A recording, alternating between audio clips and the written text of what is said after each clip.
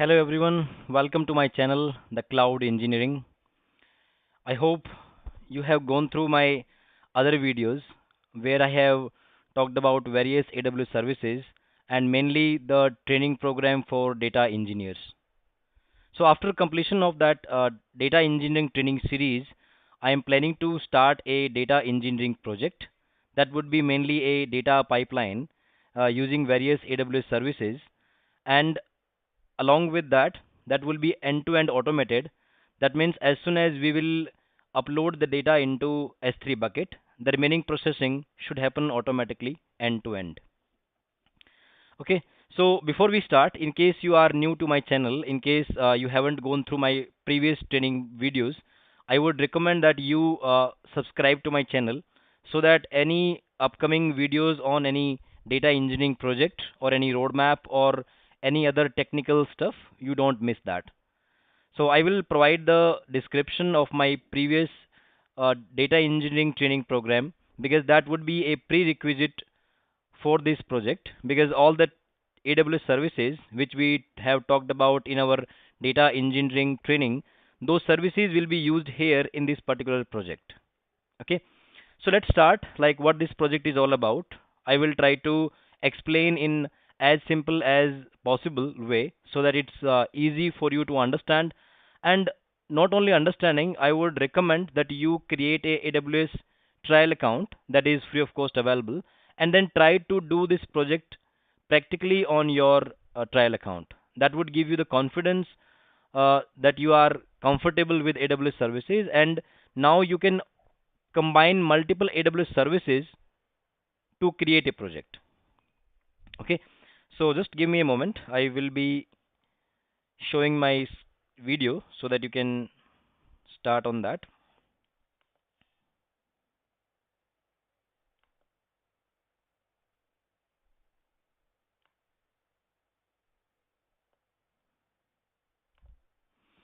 Okay, so we have the data engineering project, and this would be end-to-end automated data pipeline.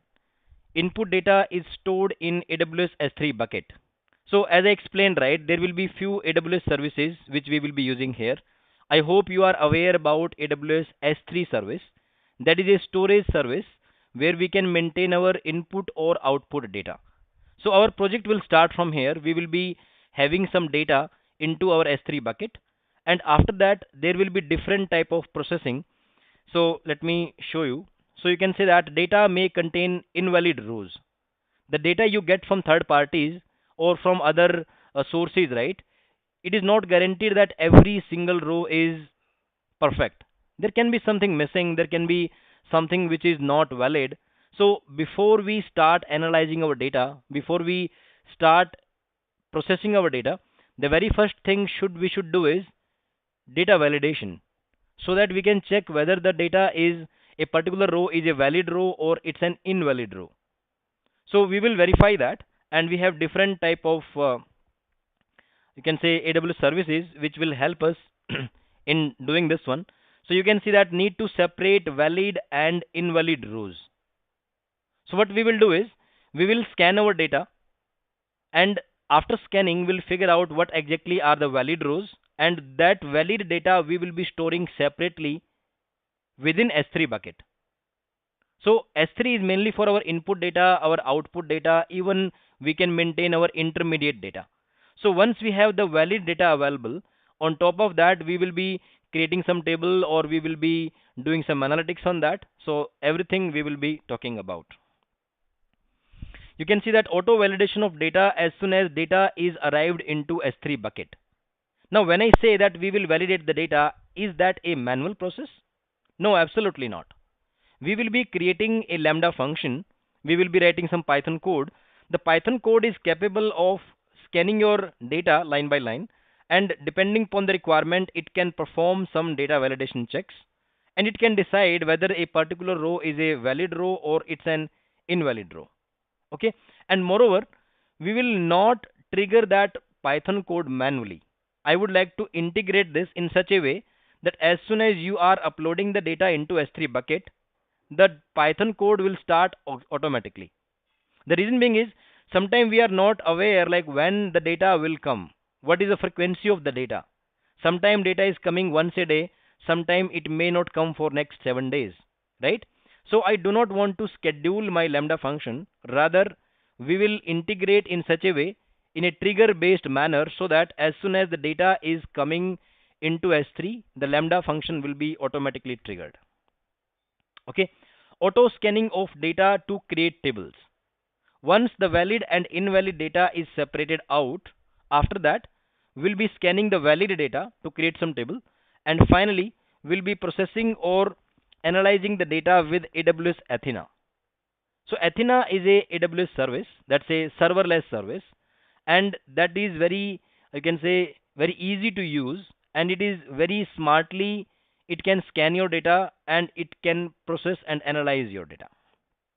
Okay, so we'll not spend much time on the slides. The slide is only for a quick, I can say, start. After that, everything I will be showing you practically on my AWS trial account. Okay, so before we proceed, right, let's have a quick discussion on the diagram, the architecture diagram, because the project will work in a particular manner, right? Let's try to understand that. So this one is S3 bucket, which holds my input data. And as I was explaining, that as and when you will upload the data into S3 bucket, a trigger based invocation setup is already there. I will show you how to do that. That trigger will be triggering your Lambda function. Lambda function is nothing but a compute service from AWS, and we will be providing the Python code. That Python code will be analyzing your data, analyzing in the sense like it will check for data validation, and it will figure out the valid data and invalid data, and finally the valid data will be written back into S3 bucket. You can use a different bucket, or maybe we can create a folder for input data and we can create another folder for output data, and we can maintain our input and output both data within same S3 bucket. So we'll do that. After that, you can see that there is a service IAM rule. So with every AWS service, like Lambda function will be performing something, right? So what exactly Lambda function can perform, what type of action it can take, that depends upon the IAM role associated with the Lambda function. That means we need to provide the appropriate permissions to this Lambda function, then only it will be able to perform something on AWS. Similarly, there is a service crawler. This crawler service will be crawling through the data. Crawling means scanning. It will be scanning through your output data, that's a valid data, because invalid data has been filtered out. It will be scanning your, you can say, output data, and it will be creating tables on top of that.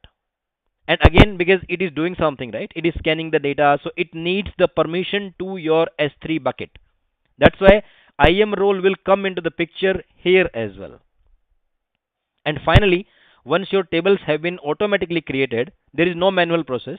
After that, Athena service will be there, which will be finally processing and analyzing your data from your tables. So this is completely end-to-end integrated pipeline. We'll start from very beginning. Nothing is available as of now in my AWS account.